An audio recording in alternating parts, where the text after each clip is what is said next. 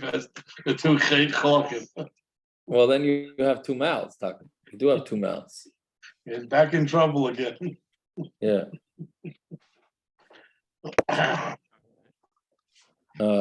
Yeah. Okay. So tonight we have an action-packed daf. Gershon, welcome back. Thank you. Is tonight's stuff Reb Chia Barav again?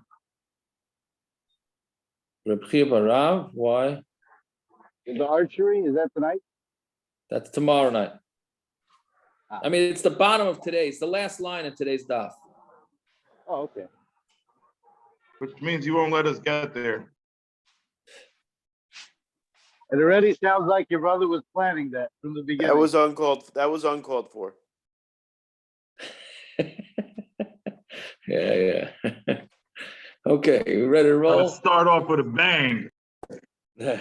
No, it happens to be that, okay, tonight's daf is very gishmak. There's a few gishmak and yonim, and it seems like the Daf Yomi Magidei Shir have been saying over the Zigos Moshe based on tonight's daf.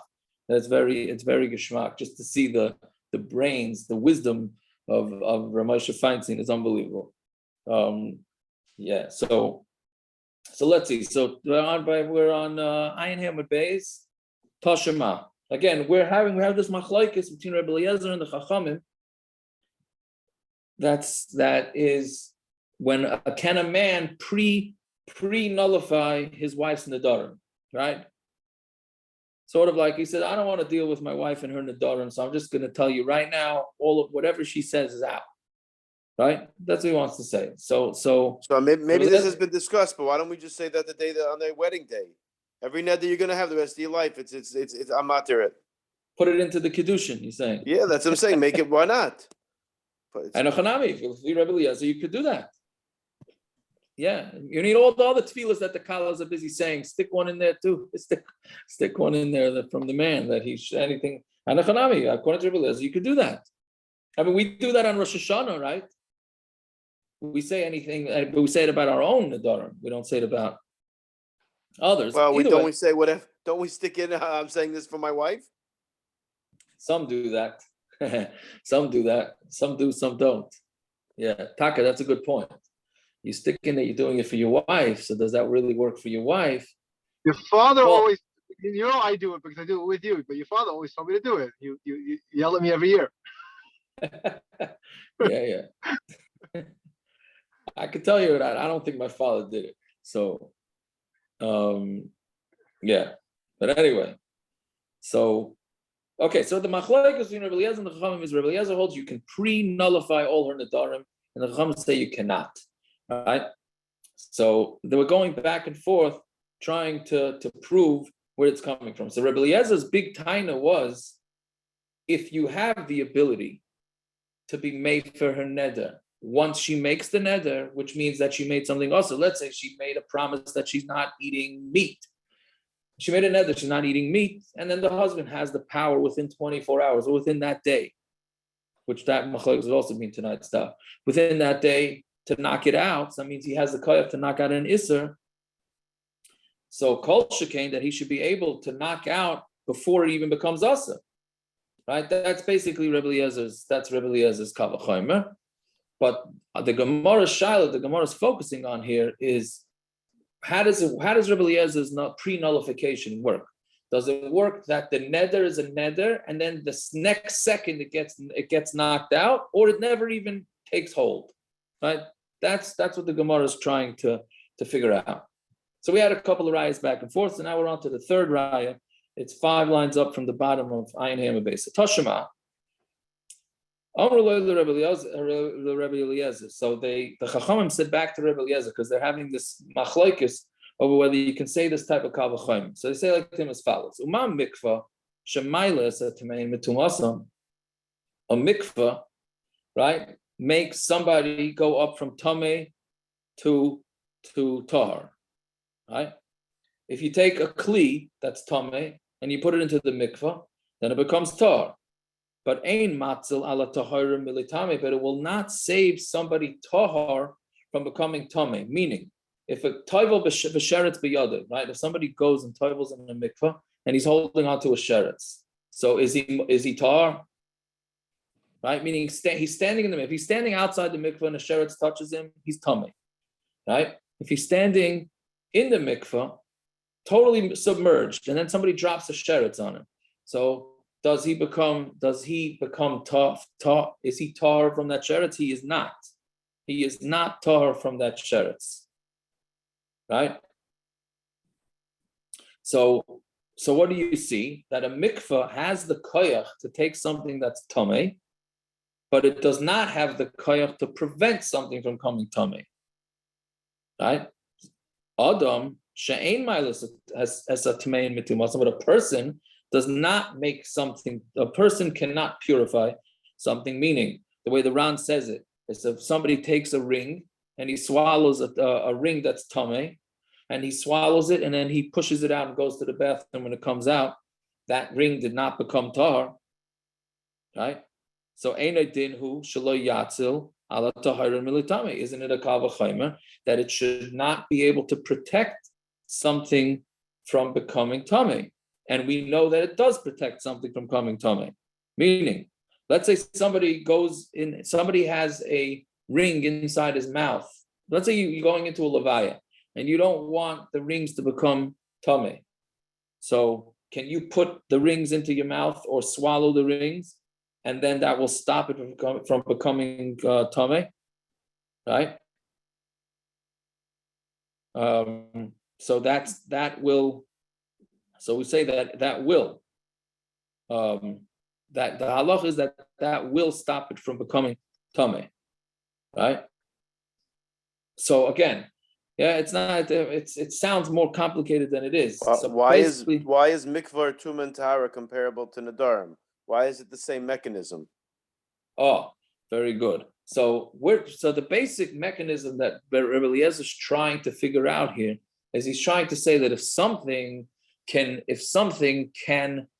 if you have something that can become tamei or something that can do A, B, or C, then if for sure it can be prevented. If it has the power to change something, so it certainly has the power to prevent it. That's the essential theme of tonight's daf. Meaning, he's saying that if you have the power to knock off a neder, then for sure you have the power to preempt a neder, right? That's basically his thing. So they're asking on him. Well, you see, a mikvah is Yaakov. a mikvah, yeah. You see, many managers are reluctant to bring in somebody for a 4-out save because he can't prevent it from before. He can only prevent it when it's happening. I hear. I like your baseball muscle this morning a little better than that one. But okay, so you can't. Right at the end of the day, the manager can't. He doesn't know what's going to happen. It's not automatic. Well, I guess, but most pitchers it's not automatic, right? I hear that. Maybe that's what the chachamim was saying. Yeah, so basically, what they're asking to R Eliezer is saying, well, a mikvah makes something tamei.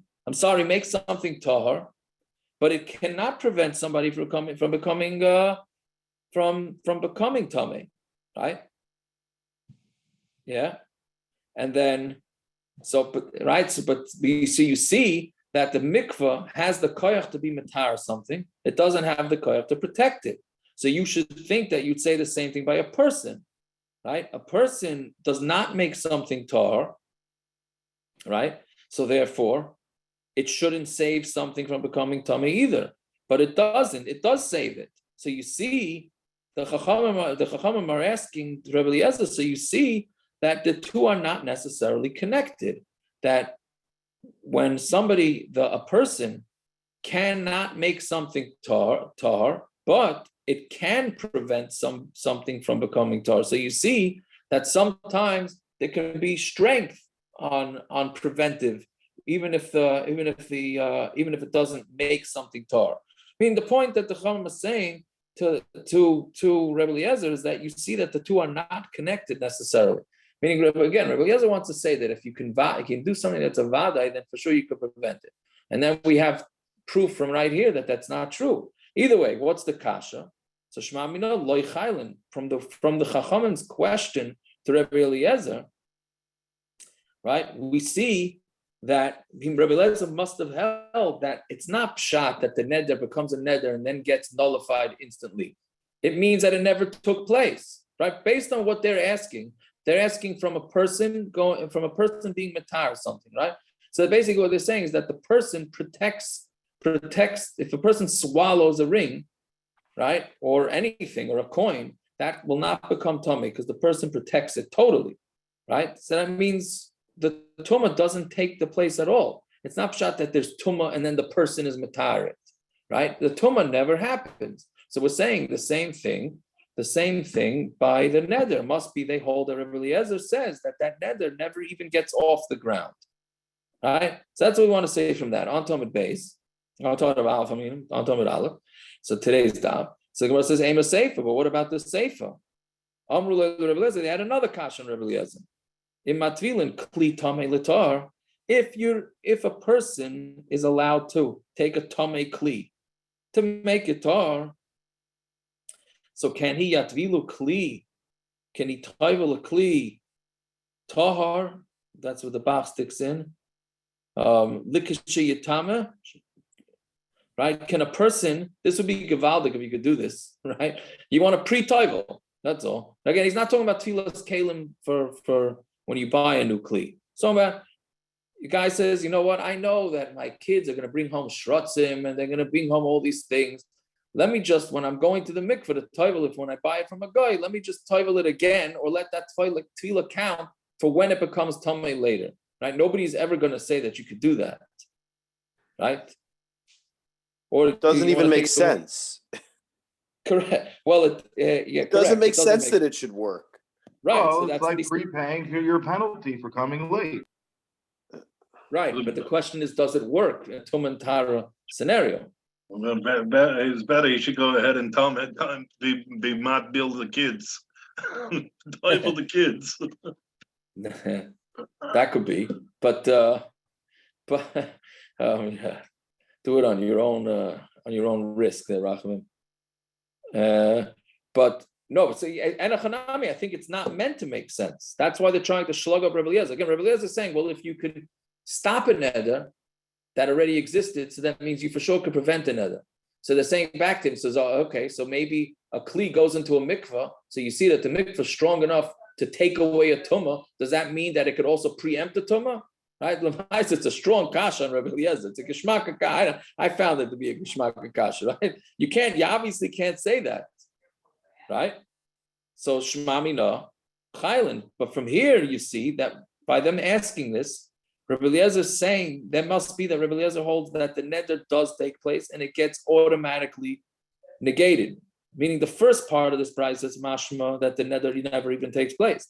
The second part of the braysa says that because with the mashal it's saying is that when you want to tovel it, so that when it becomes tahar, when it becomes tamei, it should automatically become tar. So that means that they're learning in Rabbi Eliezer that the neder did take place, it just got negated, right? Meaning, based on the terminology from this Gemara, it sounds like Rabbi Eliezer holds that the neder does take place, but it gets immediately nullified, right? Because he's saying the way they're asking the kash on him is, well, you take a kli that's tamei, the mikvah makes it tar. So you want to also tovel it again right now when it's tar and say when it becomes tamei, let it become automatically tar. So you see, they clearly are saying that it did become tamei. So they didn't say that putting it in the mikvah first should prevent it from becoming tamei. They didn't ask it that way. Right? They said, no, putting it in the mikveh will take the tumah away. So you see, that's the equivalent of saying that Rabbi Eliezer holds that the neder happens and it gets immediately nullified. Either way, so there's conflicting ways how to learn from it. So Gemara answers, Amud Rabanan, like Haimil but tamei Rabbi Eliezer. The Rabanan did not know. The Rabanan were just looking to take shots at Rabbi Eliezer's shita, and they had no idea if Rabbi Eliezer's shita was that the neder happens and then gets immediately nullified, or it never happens. So they weren't even sure. So for hekesh related, so they had a double braysa, and they asked two questions. They said to him like this: "My svirulach, what do you hold? Svirulach the chaylu batlan. Do you hold that the neder happens and then it gets automatically nullified? Tavi kli tiyufta. Then we have a kash on you from the kli. And if you hold that it's not chal, that the mikvah should be a kasha on you. So what basically the Rabanan was saying is that we don't know what you hold. We know that you hold that you can pre-nullify a neder. We have no idea if you mean that the neder is chal and then it gets automatically negated, or it doesn't even happen. We don't know which way, but whichever way you go, we have a kasha on you. Right? That's basically what they were saying. Right? Now, before we go weiter, so this is a major thing that comes up. It's actually for the next Yom Tif, right? That's another thing that Rabbi Razna brought up, and it's a major issue, right? Can you pre-tovel something before it's chayev in tefillah? What do we mean? Normally, you go to the store, you buy a kli from the store, and then you tovel it, right? So you have all these stores that now have their own kelim mikvah, right? Sterling Electronics and Cedars has it, right? A lot of places have it. If you call up the store, meaning if the store pre-tovels them before everybody buys it, that's no good, right? The tefillah is no good. Even if you ordered it and you know you're gonna buy it, you have to pay for it. Otherwise, for them, because really only kelim that are chayev in tefillah is klei achila. If it's a kli for business, then you don't have to tovel it. Haraya, any guy that sells silver or sells glass, any frum guy does not have to tovel everything before he sells it, right? The reason is because for him it's not a klei achila. For him it's called what we call klei schayra. It's called for business, right? So therefore he's not chayev in tefillah. So if he tovels it for you, if he tovels it for you, then it's no good. It's not chayev yet in the tefillah, not based on this Gemara, but sort of that him toveling it for you before you owned it would be like a pre-tefillah, like the Gemara is saying here, and of course it doesn't work. Now, if you paid for it by a credit card on the phone, then you get into whether a credit card is a kinyan or not, and whether then if they tovel it, it's okay. That already is not so pashut either, but it seems like that the olam is makel with. Yeah, who want to say something? No? If you're using it for work, is that for selling purposes? But if you're using it for work purposes, it needs to be toveled? Oh, very good. So there. I don't know if anybody here goes to hotel programs. I don't know if anybody here goes to hotel programs or caterers, but there are caterers that are saimich that they don't have to tovel all their china and their glass because they say that for them it's not klei achila, for them it's business. For them, it's business. Yes, people are eating off it, but that doesn't belong. It doesn't belong to them. It belongs to the caterer. And for the caterer, it's no different than a store. There are hashkachas that do allow that, right? But in Shas for sure. Shas yeah. Shas there's what to rely on with this. Yeah. Meaning I could be at a Shabbaton somewhere in Yehupitzville, no nikla around, and the crock pot broke or whatever, and I have to go into a store. Would I have to be tovel something like that? Right, but there's a better eitzah. In that scenario, there's a better eitzah, which is just have in mind not to be kained, and then it remains the stores, and then I don't own it. What about a restaurant? What about a restaurant? What do you say? I'm sorry. That was the COVID. What about a restaurant? The COVID. That was one of the COVID hetters. Yeah. What are you saying, Rabanan? A restaurant. So some restaurants also. Yeah, so some restaurants are makel like this too. I think most of the Hashem don't rely on this, but there are some that are known to be samech on this. Now the more practical case that comes up a lot is some place can say, well, if you buy a present for somebody, right? Let's say you're buying a mug. It comes up in shalach manas a lot. People, they make a shalach manas and put it into a glass. You're buying it to somebody. Now, for you, you're not chayiv in it because it's not a klei achila for you. You're buying it as a present. So if you tovel it, it's not good because you're not chayiv in tefillah. So what are you going to do? Tovel, and then even if you tovel it, maybe you weren't chayiv, and then they have to tovel it. The recipient, when they get it. So use it once and then give it? No, so that's a different shayla. Because let's say like in O Nuts or in the grocery stores, right? That if they have like a chocolate platter on a glass or something like that, does the store tovel it? As far as I know, the stores do not tovel it because for them it's no different than a pickle jar. A pickle jar doesn't need tefillah because it's a way to transport the pickles, right? But they could eat from it. You could You could Why eat is it from not? it. It's Yes. a clear. It's a clear. I never even thought about that. That's very They interesting. could eat from it. Nuts that wasn't toveled? Yeah, it's not. You can eat from it because that's the way it goes. But you want to reuse it now. That's What easy. about What the do you- growler, Aaron? What about the beer growler? Oh, you're saying good ferrets. Right. Yeah, so this becomes a big issue with the poskim. So Lamaisa, some poskim say, no, you bought it for you a kli achila. You're sharing it with the other person, so you could tovel it. Yeah, poskim say that. Other poskim say, no, it's not. So the eitza, this is what I tell people to do lechatchila. Why not? Is that what you do? And this is really yeshiva shemais over here. So don't shoot me down over here, okay? But basically, what you do is you give the kli. Let's say I'm buying a kli for parrots.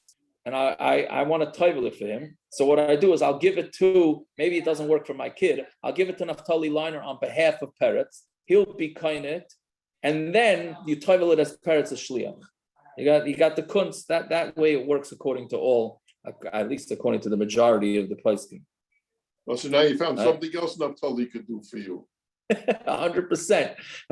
Maybe he could do Yes, that. Maybe he could do that for all of us before Purim. And he's, you know what? Especially if it has a sticker that's impossible to take off, then for sure I'm going to give it to him. That's his specialty. Right. But anyways, so this whole sugya comes from this, where can you pre-tovel something? It doesn't work. If you pre-toveled it before it's chayiv and tefillah, it doesn't work. Okay, so that's practical thing from our today's daf. That's number one. Weiter. Toshima. So Omer Lahem Rebbe Eliezer. So Rebbe Eliezer now Rebbe Eliezer is on the offensive. Till now, Rebbe Eliezer, they were asking kashas on Rebbe Eliezer. Now he's going to ask kashas on the Rabanan. Again, he's asking kashas on the Rabanan who say you cannot pre-nullify. So he says, Umaz royim tameim. So if you have a seed that became tamei, right? So how do you get a seed that became tamei to become tar? Kivan shazaron bekarka ta'iron. So when you plant it, it becomes tar, right? Because now it becomes mechuber lekarka. But how do we know that? There's really no pasuk that says that if something's mechuber lekarka, anything that's attached to the ground is not tamei, right? So he says, so how do you? But how would you know it? Well, it's a vchomer. A seed that became tamei. So when you now plant it, it becomes part of the ground and it loses its tumah. So zrayin v'ayim and like kol shekain. Zruin v'ayim and like kol shekain. So now, what happens if a sheret falls on top of a seed that's already planted in the ground? Is that tamei? No, it's not tamei because it's a vchomer that it's not going to become tamei again.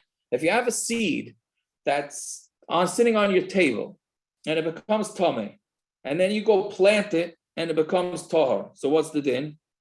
If I'm saying no, so what happens? It becomes tahar when you plant it. So kol shek, so if it was tamei and then the ground made it tahar, so kol shekain, if you already have a seed that's in the ground, kol shekain that it doesn't become tamei, which is the halacha. That's the halacha. So you certainly as a good proof. Right? It's the same thing by nedarim. Right? Nedarim should be the same thing. If you can make a neder that's already a neder and you knock it off, so kol shekain, you can prevent it. Right? The same kal v'chomer thought process. So what does it going to want? The shmami no loy chaylim. But you hear from this that he holds that the neder never took place. Right? Because what did Rebbe Eliezer say? Rebbe Eliezer said that once you put the seed into the ground, it doesn't become tamei. He didn't say that it becomes tamei and then instantly becomes tahar. He says, no, it never even becomes tamei. So therefore you see that Rebbe Eliezer holds that the neder wasn't even chal. Fine. That's what the Gemara leaves off with. Then the Gemara says like this, Rabanan like darsha vchomer. And do the Rabanan not darshan this vchomer? Right? Meaning again, Rebbe Eliezer vchomer is that if something has the koyach to knock something off, then it for sure has the koyach to prevent it. So Rabanan like darshi vchomer, the Rabanan not darshan vchomer. V'atanya, we learned in the braysa. Yachol yimkar adam as bitoy kishinayro. Before that, let's just do a hakdama. Right. So we know that a man is allowed to sell his daughter. Another one of the more fascinating halachas, right, in the Torah, but it's straight psukim in the Torah, that a man is allowed to sell his daughter as a slave up until when she's a naira. Right. So the Gemara, right? So that's what he could do, and then after she's a naira, she goes out free. Yeah. So yachol yim karadam as bita kishi naira. So you would think maybe a man should be able to sell his daughter even when she's a naira. Why? Because Amr kal vchomer, let's say kal vchomer, mechura kvar. If she's already sold, yaitza, she goes out. Let's say she was sold at age 10, she goes free at age 12. Eina mechura. So, meaning again, you would think that a girl should be able to be sold even from she's a naira.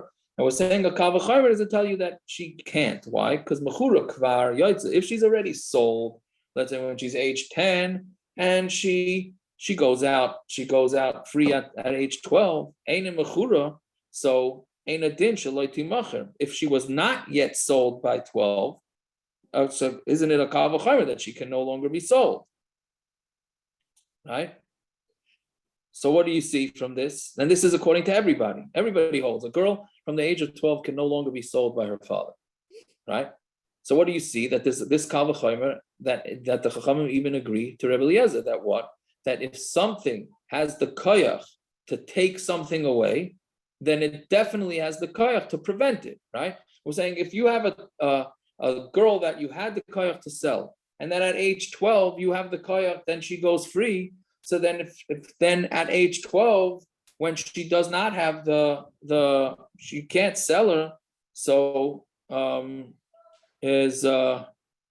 meaning if she wasn't sold to anything that you can't sell her. Right? Meaning, again, something that has the koyach to stop something will definitely have the koyach to prevent it. That's what the kal v'chomer is saying. So you see the Rabanan agree. So on tamei beis now. So you say we answer yes, it's true. The Chachamim do agree with R Eliezer that you do say this kal v'chomer. But al madarshi kal v'chomer, we really are dashing this kal v'chomer. Shani hacha, but here is different. The amar kra isha yekemenu isha yeferenu. Exactly what they said in the Mishna. They're saying, really, you should say the kal v'chomer. And the kal v'chomer should work that a person should be able to preempt his wife's nedarim. Right? But here is different because it says, the pasuk says, the man, her husband, the one who's mekayim, the nedarim, is the one who's mefer them. Eshabal l'klal hakim, bal l'klal hafer. The one that comes into the klal of hakim, meaning if he has the ability to support it, hakim means to approve it, so then he has the ability to negate it. But somebody who does not come into the klal of supporting it cannot negate it. And we know that according to everybody, the husband cannot pre-support any of his wife's nedarim. Right? We said a husband cannot pre-support his wife's nedarim. Right? So since he cannot he can't say any neder my wife makes from here on in, I'm behind it. Right? He can't say that. So therefore he can't say that any neder she makes is negated, right? So what the Chachamim is saying, that really we do agree with your kal v'chomer, but the pasuk tells us that you can't do this kal v'chomer, right? So maskonas hadvarim is that really everybody does agrees to this kal v'chomer, but the Chachamim say that the pasuk, the psukim knock it out, and R Eliezer holds that the psukim don't knock it out, right? Fine. Now, here's the thing: the Ramosha has a tshuva. Parrots, this was negeya to us, unfortunately, but hopefully it won't be negeya to people. But when somebody loses a parent, it was just negeya to Gladstone. Somebody loses a relative on a Friday. The levaya is not till Motzei Shabbos or Sunday. Do the Avelim say Kaddish? And you think, like, where are we going to get a shot from Nedarim for this to answer this question, right? So I remember by us, because my father was lit the Friday morning, and by us it was a Machlokes between Rabbi Yeager and Rabbi Brown whether we should say Kaddish. I don't remember who said. I think Rabbi Yeager said no. Rabbi Brown said yes. Bottom line is that it's a Machlokes Shach and Taz whether you should say Kaddish or not, right? So the Taz says, yeah, why not say Kaddish? The Shach says, don't say Kaddish, because what's Kaddish for? Kaddish is to help the neshama get out of Gehenna, right? And since the neshama is not in Gehenna until the Kvura, or in a potential Gehenna until Kvura, so then therefore there's no reason to say Kaddish, right? That's what the Shach says. Taz says you could say Kaddish, I think, unless I'm mixing it up. And the Shach says not. Because you're an Onis anyway? What? Aren't you an Onis anyway? No, on Shabbos. Shabbos is no Aninus. You're right. Thank you. I should have pointed that out. Shabbos, no Aninus, right? Oh, so that's what the Shach says. So Ramosha says you should say Kaddish. Why? based on the Gemara Nedarim right here. This is so gishmak how Ramesh's brain worked, unbelievable. He says, if, according to the Shach, if Kaddish can take an neshama out of Gehenim, that's why you say Kaddish, then Kol Shekain, it should help not let it get into the Gehenim in the first place. Right? Meaning you're saying don't say the Kaddish till Sunday because that's when the Levi is going to be and that's when we'll go into Gehenim. Well, starting to say the Kaddish on Friday night will maybe prevent it from going to Gehenim. I thought we just said the mikvah doesn't work that way. Why would we think Kaddish works that way? No, but here in this vchomer, we're saying it for mikvah it doesn't work, but for selling, we said everybody agrees to the vchomer that if something can stop something, it definitely can prevent it. We said that according to everybody. But besides for mikvah. It doesn't work for mikvah because mikvah it's a physical thing, right? It's a physical thing. Yeah, like Kaddish is okay. He's saying, Ramesh is saying, according to everybody in this Gemara, the concept of if something could pull something away, if it could stop something that's already in existence, it definitely could prevent it. So Ramesh says, right? If it's according to the Shah, if it can stop you from going into Gehenim, then it for sure can help the neshama from not going into Gehenim, right? Who would have thought? That's what did you do? You said Kaddish, you didn't say Kaddish. We said Kaddish, yes. Liner, we know you said Kaddish. Right. Yeah, we said the Simcha's sitting there and he says, what does it hurt to say the Kaddish? You just add it up. And then then it does go, if it goes, it'll add as a credit. Well, that's sort of what Ramesh is saying, right?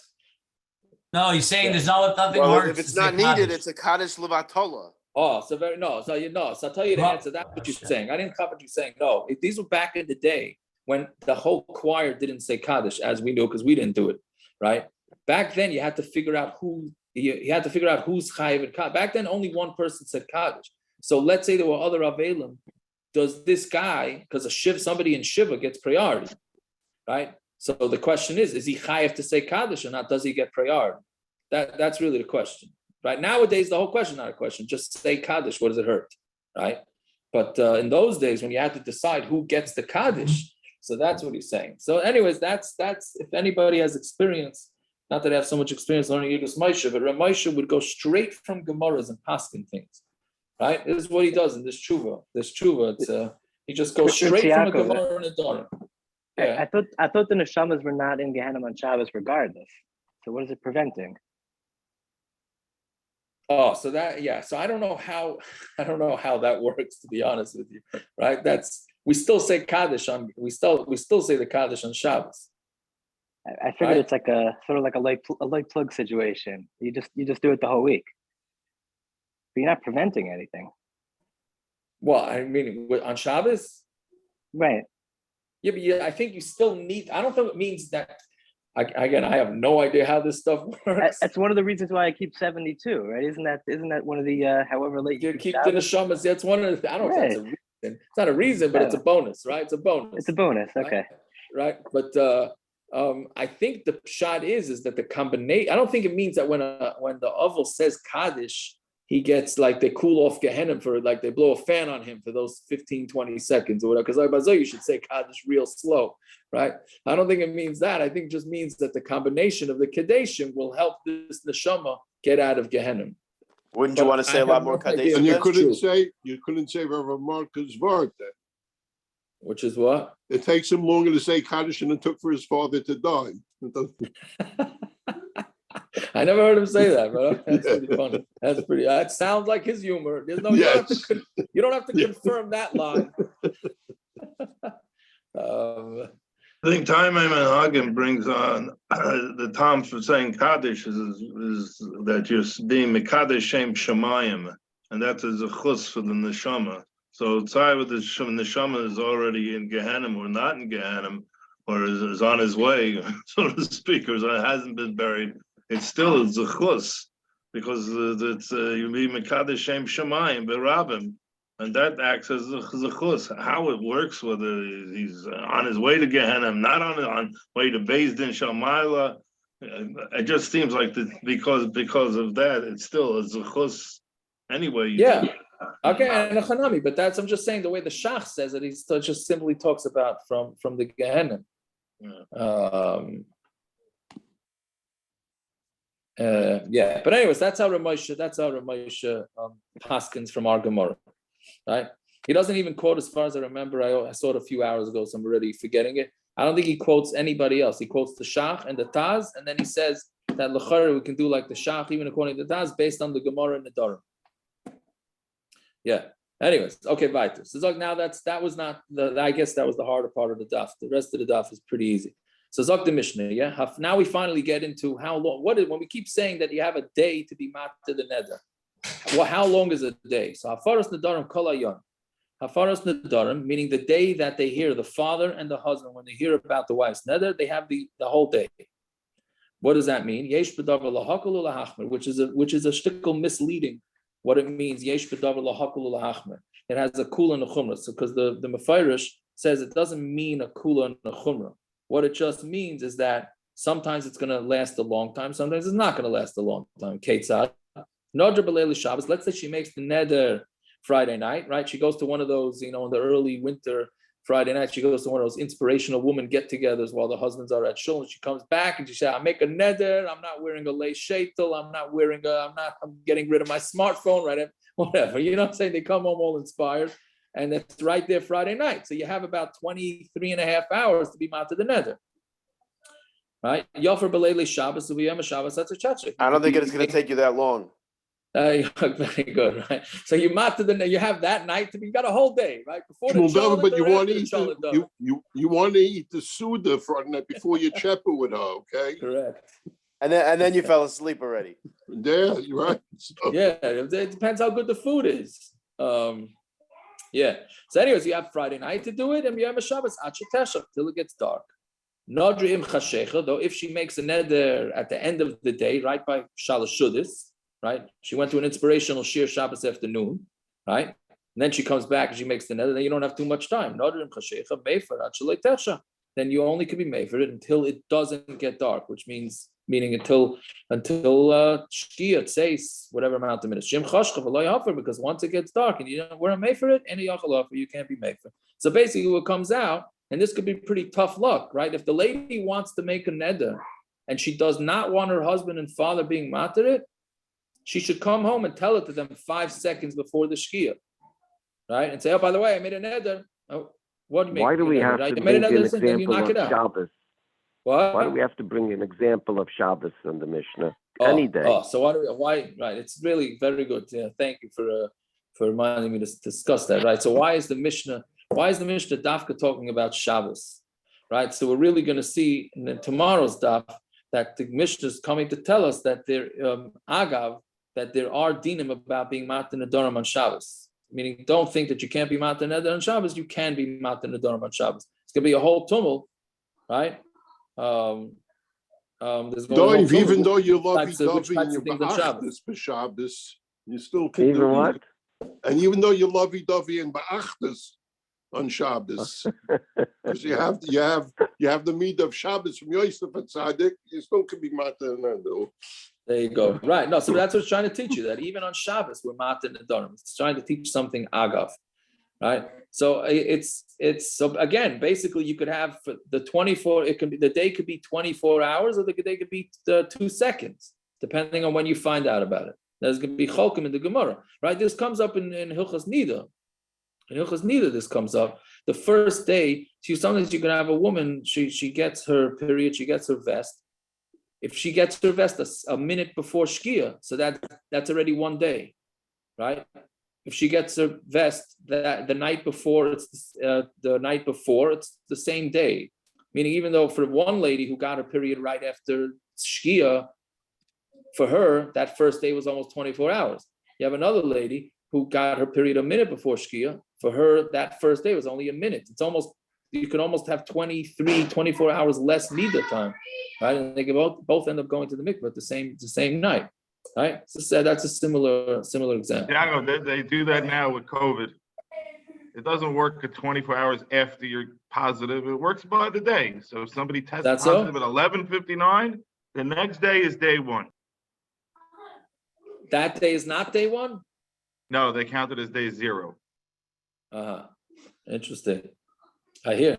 Okay, so they hold like this shita. Oh, because it came up. They're like, okay, well, technically you can't move the person. They're still infectious. Like, no, they tested positive at 11:50 to 12:01. That doesn't, you know what I mean? Right.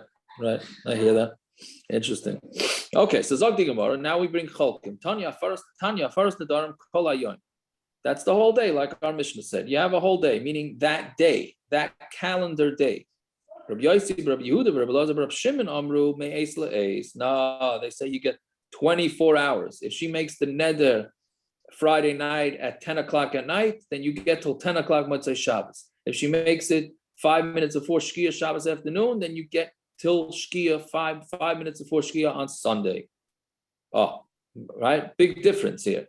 My time of Tanakama. Why does the Tanakama say you only get that calendar day? Yom Shamai. It says on the day that he heard, which they're learning means the day, the calendar day. For Rabanan, my tamayu, what do Rabanan say that you have 24 hours? Tichsiv mi yom el yom, right? If he's quiet, mi yom el yom. What's the whole pasuk? Where's the pasuk? If he's quiet from day to day, what does it mean from day to day? It means for 24 hours. Okay, so now each one is going to say, what do they do with the other one's pasuk? Tanakama, who says it means a calendar day, what do they do with the pasuk miyayim el yom? It's true, you need a di b'yayim shamai, because if you think that it means just the day that he hears it, maybe you say only in a day he could be mater it, but night you're not allowed to be mater neder. So miyayim el yom, that's what it says from day to day, meaning whether it's day, whether it's night, you're allowed to be mater neder during the day and during the night, right? We'll get more into be mater neder at night in tomorrow's daf or the next day's daf. And the one that says tells you 24 hours. It says on the day he hears, what does he do with that? So it's you need it. Because if it says meaning it